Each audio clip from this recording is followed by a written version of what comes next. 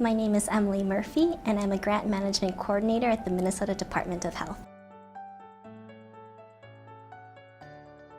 We have funds that we can award to different entities, whether they be nonprofits, for-profits, institutes of higher education, tribes, etc.